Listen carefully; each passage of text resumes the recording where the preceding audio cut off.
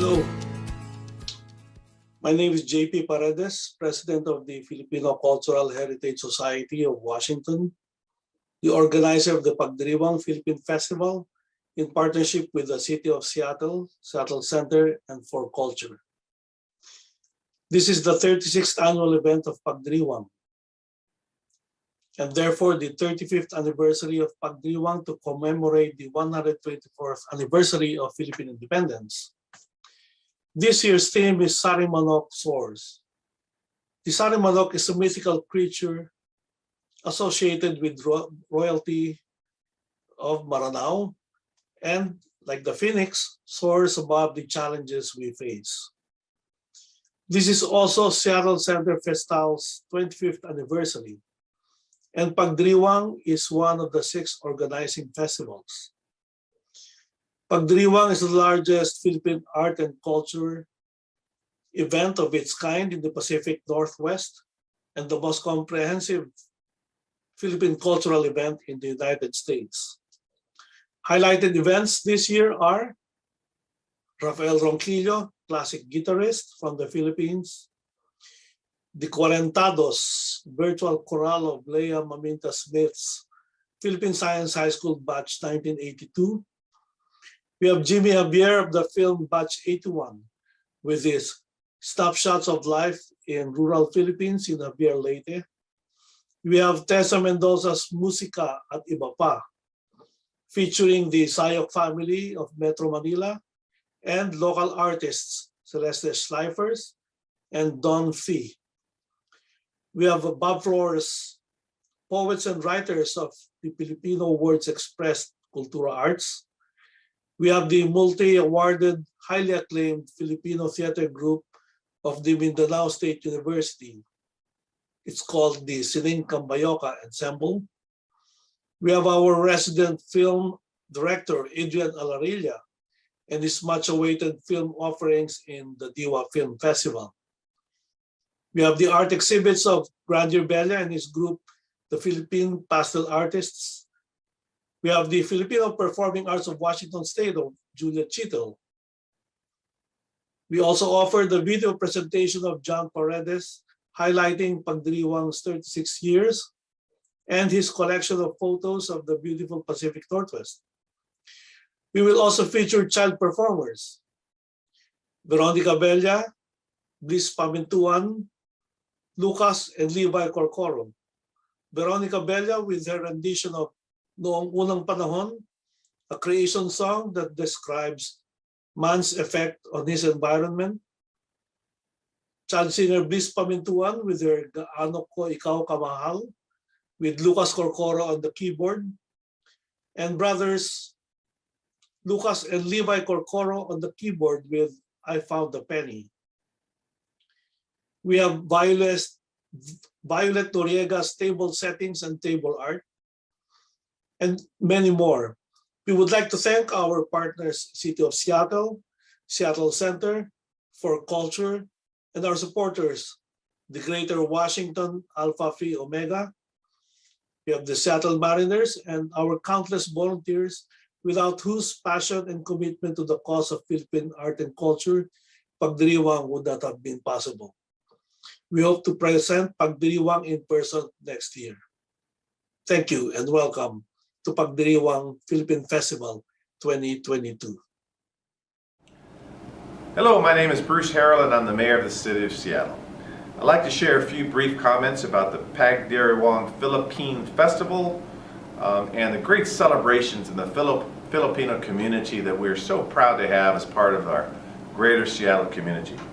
This festival was first held in 1987. It was held at the Seattle Center, and this year on June 4th and 5th, 2022, we'll celebrate 36 continuous years of such a great, extraordinary celebration. I want to say that at the Seattle Center Festál is a series of 24 cultural festivals produced by community and presented year-round free of charge. This particular festival, the Pagdiriwang Philippine Festival, is presented in partnership with the Filipino Cultural Heritage Society of Washington. I know firsthand the families and volunteers and the activists who work tirelessly every year to make sure this is a huge success for our city. This particular event is led by a husband and wife combination, JP and Melanie Paredes, who have given over 20 years to building this event into the largest Filipino art and culture festival in the Pacific Northwest. These kinds of events, these kinds of celebrations are so special because they bring us together. They let us understand our differences on a pathway to discovering what we have in common. This is going to be a phenomenal event. Look forward to Seattle being better for it, and thank you for the community efforts putting this all together. Remember, one Seattle.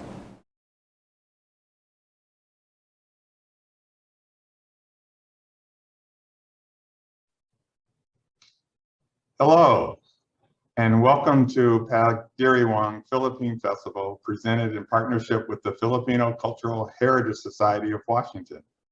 This is the 9th in a unique series of 24 free cultural festivals that we call Seattle Center Festál, presented on weekends through November.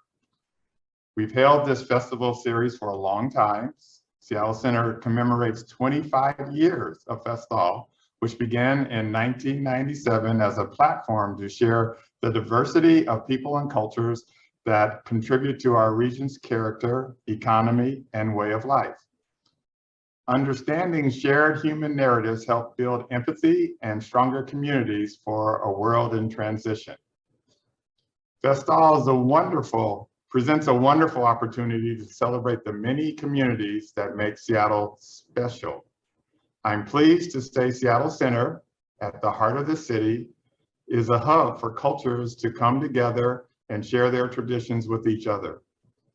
The Seattle Center Festál series is supported by the City of Seattle, Seattle Center Foundation, and For Culture. Each Festál cultural festival is truly made possible by the numerous community-based organizations who produce these festivals.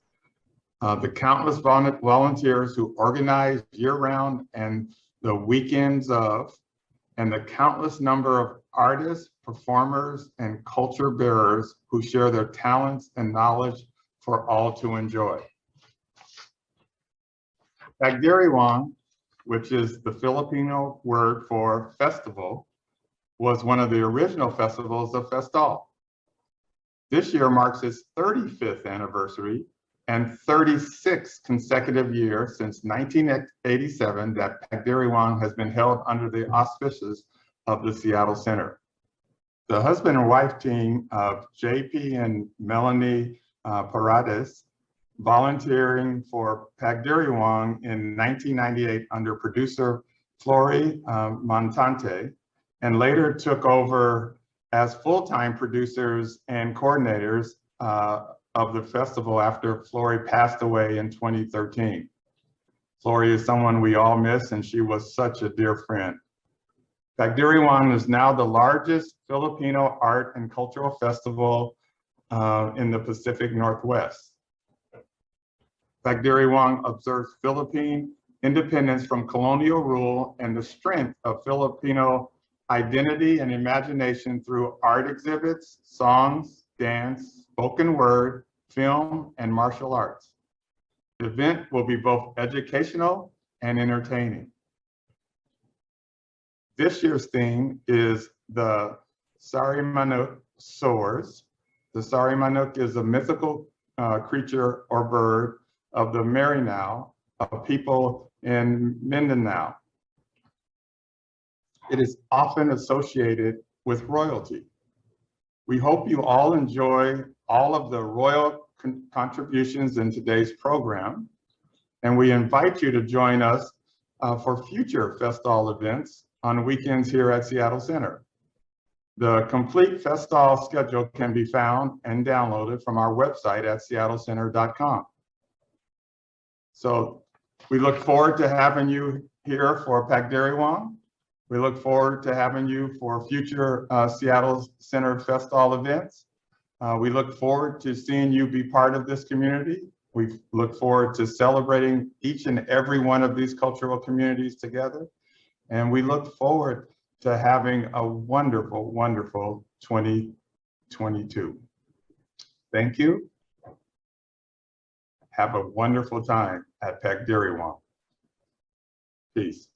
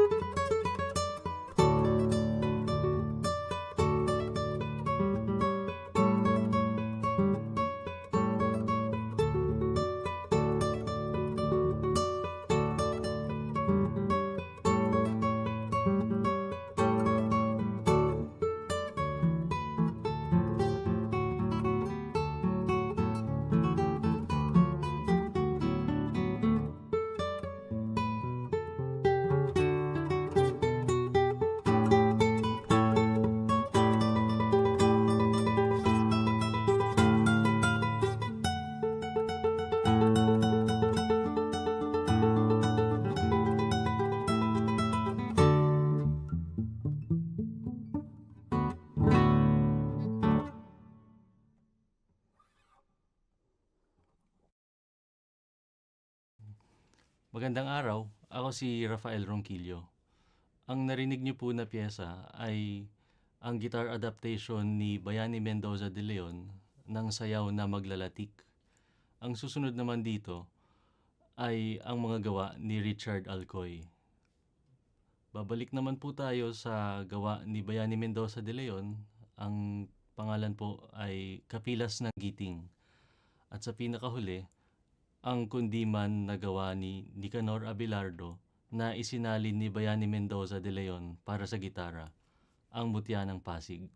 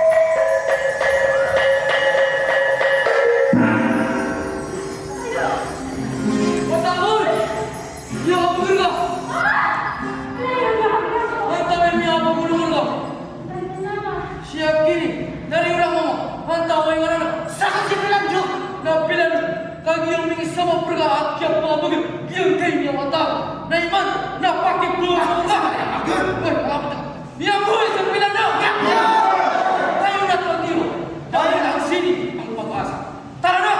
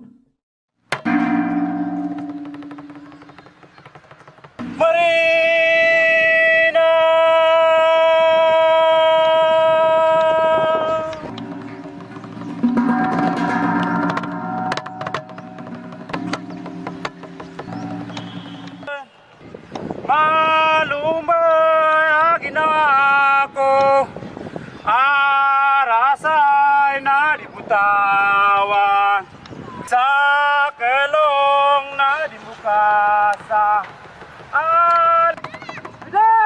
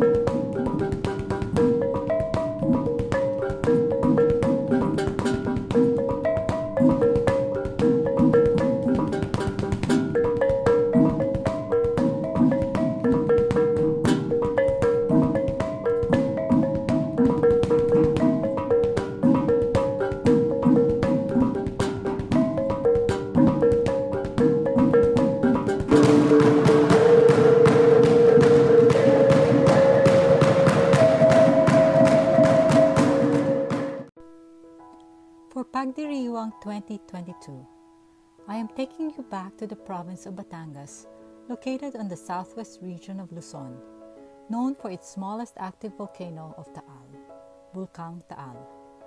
Taal is a Batangueño term meaning true, genuine, or pure. My family took a trip to the town of Balete, one of the municipalities surrounding Taal volcano, in December 2019. We arrived in Balete the day before New Year's Eve, and the festive feeling of the Christmas holiday was still all around us. We rented a place with a beautiful garden.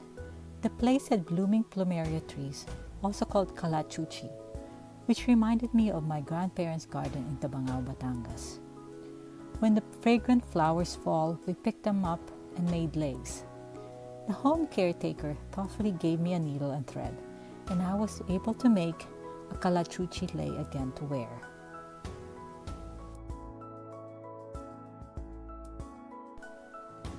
There was a variety of other flowers and flowering vines all around the home, a feast for the senses.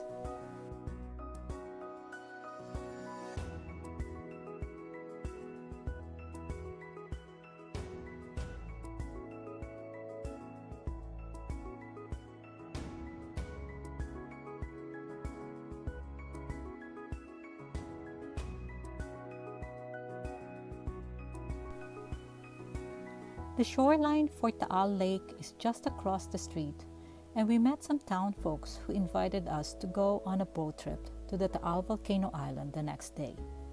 We have never been to the island before, so we decided to go for it and woke up early the next day to get on a boat.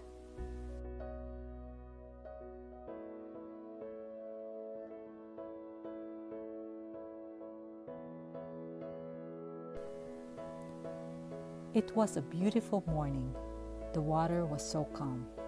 It took about 30 minutes on the small motorboat to get to the island, and we enjoyed the scenery on the way.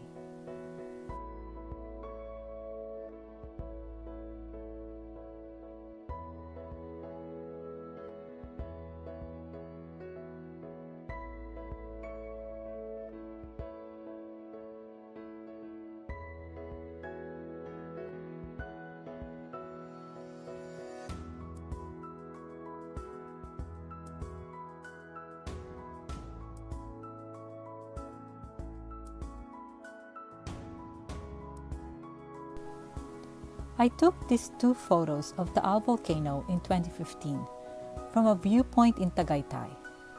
Before, I always thought that the crater is the one in front of the island, but this was only one of the 47 overlapping cones and craters formed after the 1911 eruption of Taal, one of its devastating eruptions.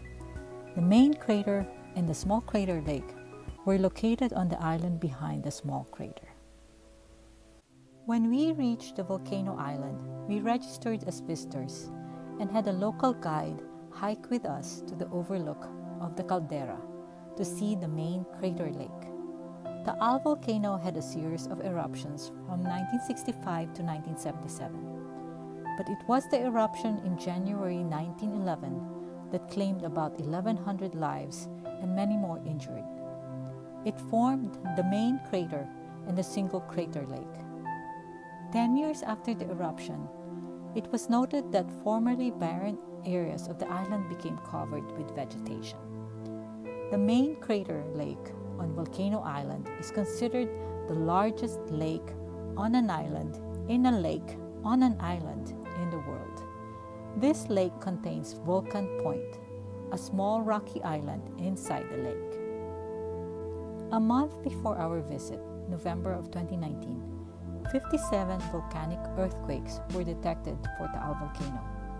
But this small plume of smoke was the only sign of volcanic activity while we were on the island. We started our descent walking through the same path, but with more time to appreciate the view of the bigger Taal lake and the fauna around us.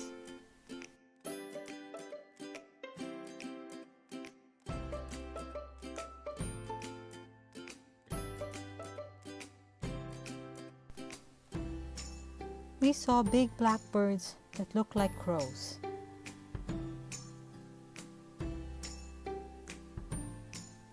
A carabao or calabaw, also known as water buffalo, and a horse that looked like it needed more food. I was glad we did not need to ride one of these horses to get up to the viewpoint. Back on the beach, we saw a boy riding his horse.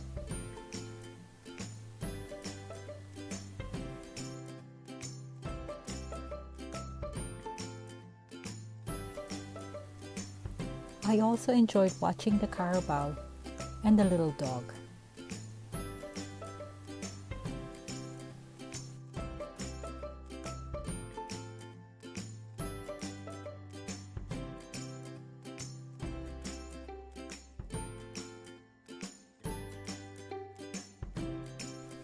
I also saw a couple of local kids playing in the water, enjoying life and companionship.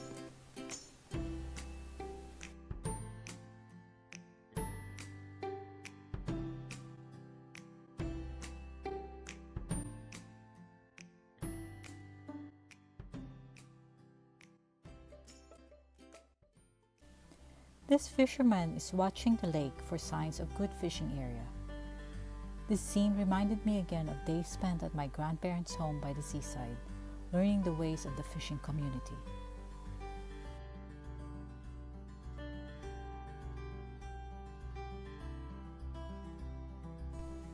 It was time to head back to Balete by midday, with good memories of our first visit to the Taal Volcano Island. Thankful for another day and a new year as we watch the sunset from the shoreline in Balete.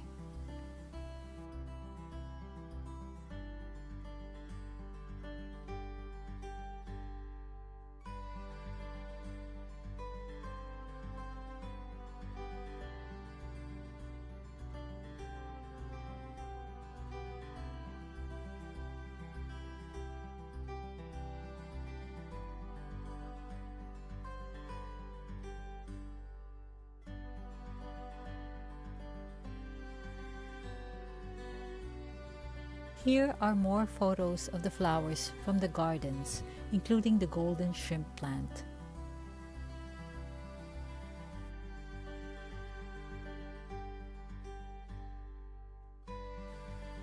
Gumamela or hibiscus.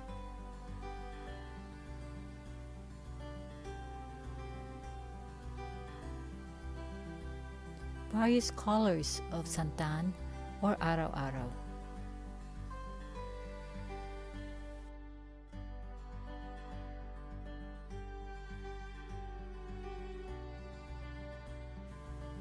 And white sweet jasmine blooms, and white trumpet vine blooms.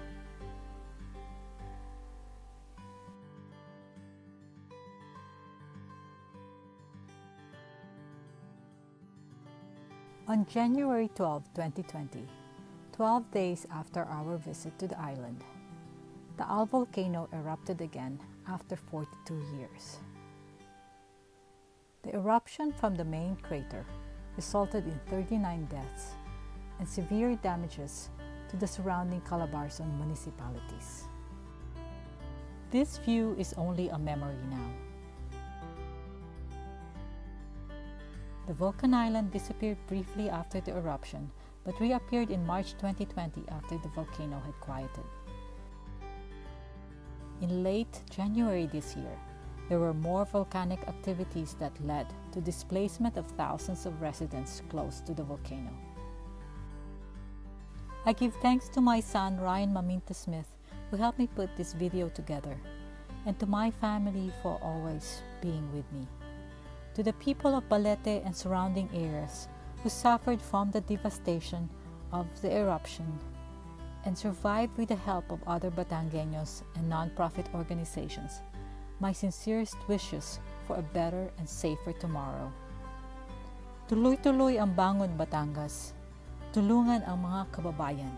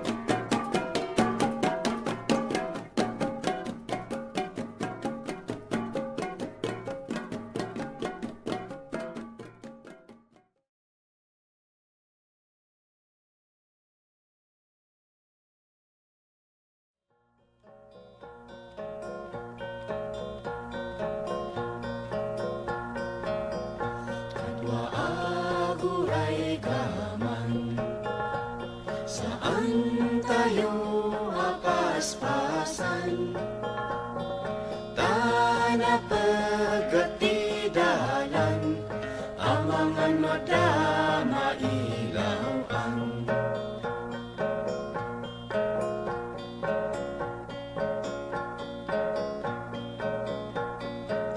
at tinulong nga ginawa dalan pa sa lupasang at narangkis ka na sa hamag nagalis ka na mata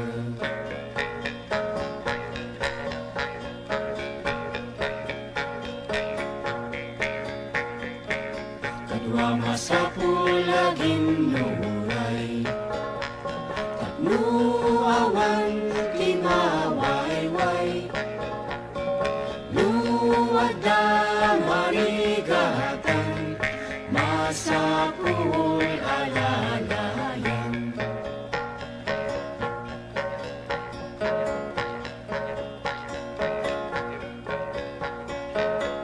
kalayan na balasiwan napit sa akin adalan masapul nga ang nadan ba't bato abadakan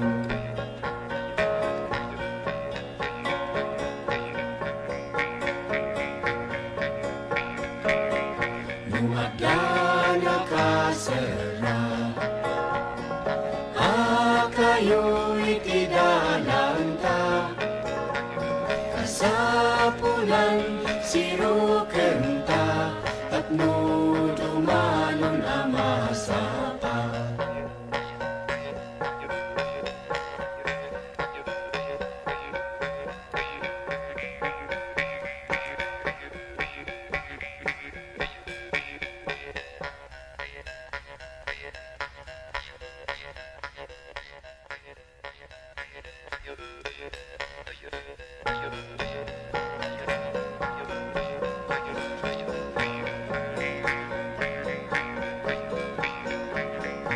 Ililintay sublian masaintay palawagan panangilin tagatignayan tulbati masakbayan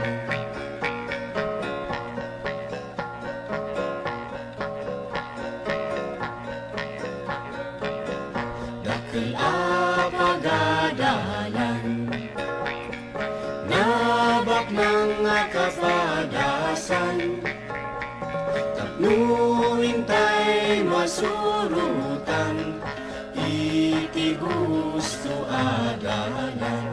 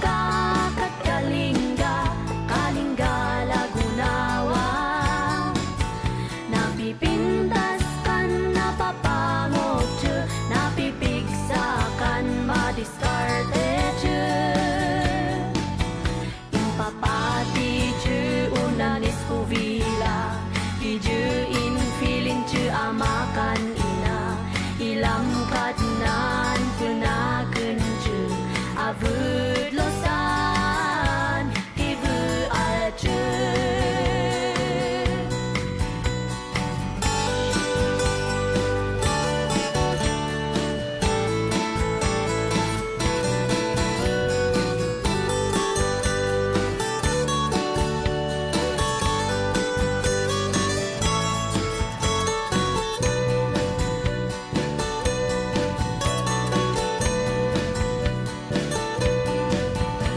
Avud osa unang ukejam Kasih sili unang ibeke Mait kanu pulos na tainan Napipintas un kailjen Asinanin paiti kamu Kalinggaun lagunawa Nangangatujen inajal Jutain tarigatan jen Nanis huvila Papangat mi kalingga Dosanjo akjen ibeke Kalinggaun lagunawa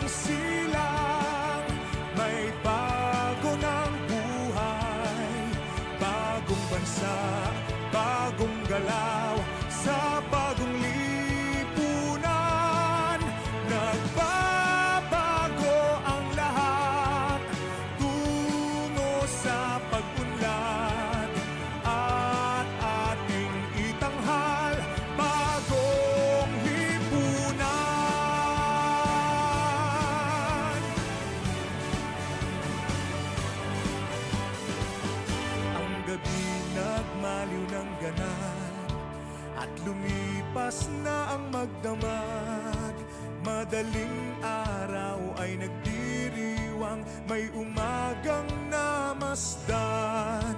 Ngumiti na ang pag-asa sa umagang anong ganda. May bagong silang, may bago ng buhay, bagong bansa, bagong galaw, sa bagong lipunan. Nagbabago ang lahat tungo sa pag-unlad, at ating itanghal bagong lipunan. May bago ng buhay, bagong bansa, bagong galaw, sa bagong lipunan. Nagbabago ang lahat tungo sa pag-unlad, at ating itanghal bagong lipunan. Bagong lipunan.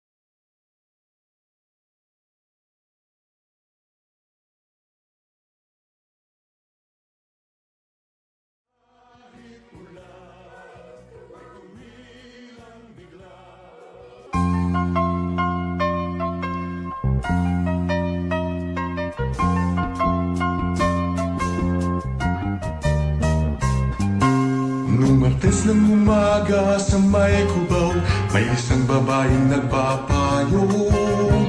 Naisip ko, oh, heto na ang hinihintay mo. Narinig mo yatang sabi ko, at biglang sabi mo'y mukhang uulan. May lugar pa rito, sige, sukob na.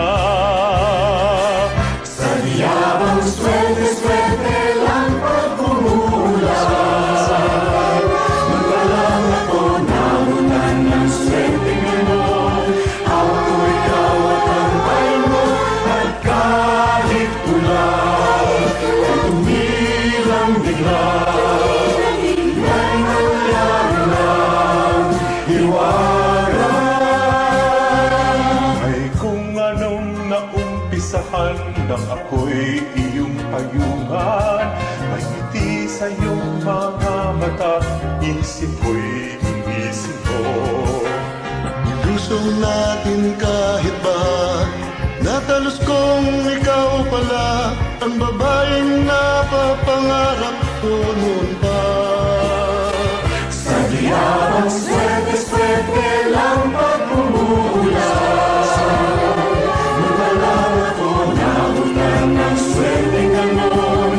Ako, ikaw at ang bayan mo, at kahit ulan ay tumilang dilaw.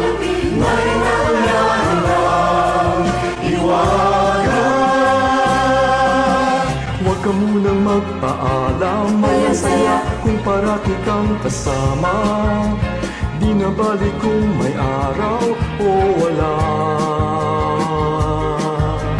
Bakit natin iiwasan ang hiwagang naranasan? Pag-ibig ang siyang payungan kahit kailan. Sa diyabang swerte, swerte lang pag umuulan. Magpalang ako namunan ng swerte ngayon. Ako, ikaw at ang bayan mo, at kahit ulan ay tumilang bigla. May nangyari lang, iwagan, iwagan. Sa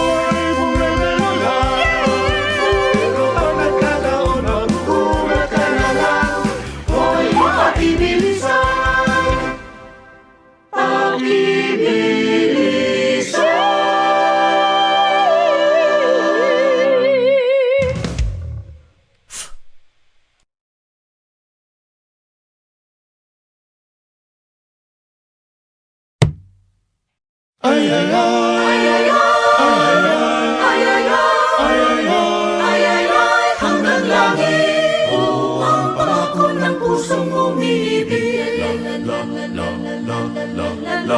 Buhat na ay makita na ang pagsinta ng pusong nagtulong sa gilid ko. Hawak ka, huwag mo sanang pahirapan pusong nagkaramdam, pagkat magpakailanman ikaw ang tunay kong mahal. Ay, ang pag-ibig pag pumasok sa puso ay maligalig. Ay, hanggang langit. Oh, ang pangako ng pusong umiibig. Buhat nang kita'y makita na tama ang pagsinta ng pusong nagdurong sa gilid ko. Maawa ka, huwag mo sanang pahirapan puso kong nagdaramdam, pagkat magpakailanman ikaw ang tunay kong mahal. Ay, ang pag-ibig pag pumasok sa puso ay maligalig. Ay, hanggang langit. Oh, ang pangako ng pusong umiibig. Ay, ang pag-ibig pag pumasok sa puso ay maligalig. Ay, hanggang langit. Oh, ang pangako ng pusong umiibig.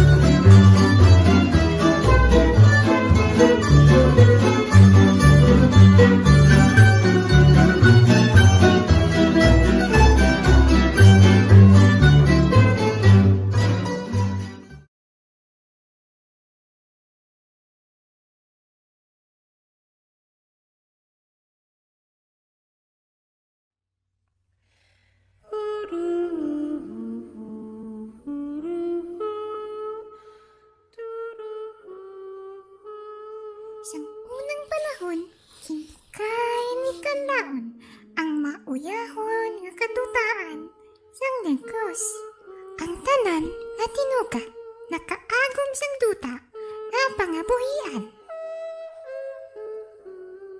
Nagmando siya na mamuhi ang katilingban sa kakinawaan, pangod siya magatulog para magpahuway.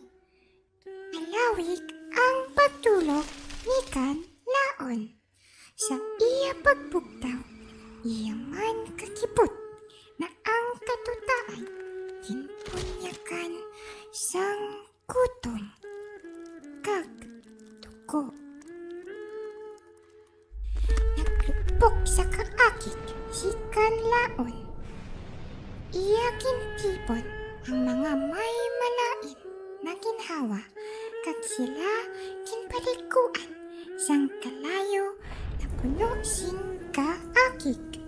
Ginsumpa man sila na maging kaagay sang ila malain na pamatasan. Sila nangin mga amomonggo. Ako to hindi nila pagalimtan ang iya kahum kagpakot, iya kintuka ang mga aninipot. Para sa oras ang katulman, sila ang magabitbit sang kalayo, sang kasanak, gikan kay kanlaon.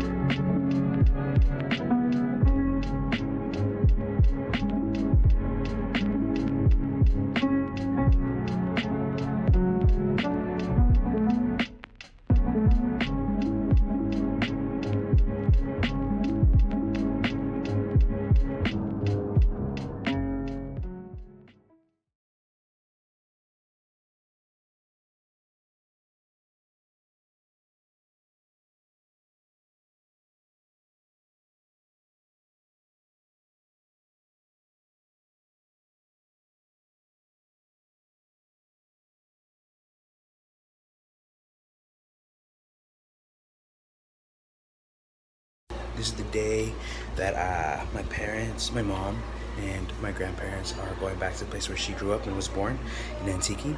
So I'm going to film and document the whole process basically because I think that's super cool. Yeah. All right.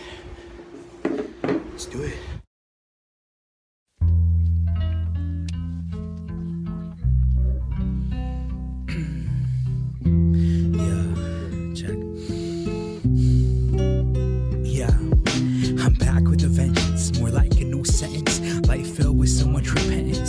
So indecisive, but I'm just changing my mind. Let that soak in for a second. I'm just back again, just to say hi real quick. Philippines and Hong Kong, this might be my grandparents' last trip. Let's talk about pace, let's talk about race. All things change when you see your grandpa's face meeting his best friend after 5 decades. What do I know about time? What do I know about life? Nada. I just need to make more barcadas, hold on to them, so 50 years later my kids can surprise us with a secret meeting, and maybe my grandkids will realize how much time is passing. Sing it with me like this, yeah. Dear Palalalab, these are your good days, your good days, your good days. Dear Palalalab, these are your good days, your good days, your good days. Dear Palalalab, these are your good days, your good days, your good days. When was the last time they saw each other? Back in school, How, 70s. So 40 years? I guess, yeah. Wow. Yeah. So is it a surprise for him? Yeah. Yeah, he didn't know? He didn't know. They're both crying. Yeah. Yeah. And then we're gonna go to other friends. Yeah, my grandma used to say. Cotton, Alexander the Great, the best in the West. Yeah, we visited his grave. 2 years passed, it feels like yesterday. I'll never forget, my dad had a heart attack that same exact day. Tears running down my face in that dark stairway. Life's so fragile, God, please don't drop that face. I don't know how to deal with death. There's no such thing as anticipate, but just in case, let's go back to the place where we were once born, because that's when life was rich, even when we were poor. We take pictures as memories that last, even when he shuts the door. We're not all fortunate to fill a bank, but it's what filled our tank that means so much more. Mom, what is this? This is our birthplace. This is your birthplace? Our house. Their house. They used to live here in this area. What's that? They were born here. You were born here? It's your birthplace? Wow. But for 60 years, we see our place again. Oh, really? That's the original tank? Everything except for the tank. Really? Yeah, that's the original tank. Wow. Grandpa, that's the original tank? Huh? That's the original tank? Do you remember it? Which one? The tank? That's the original. That's the original? Yeah. And you remember it? Yeah, I can still remember it. I still remember the tank. What did you use it for? Because water.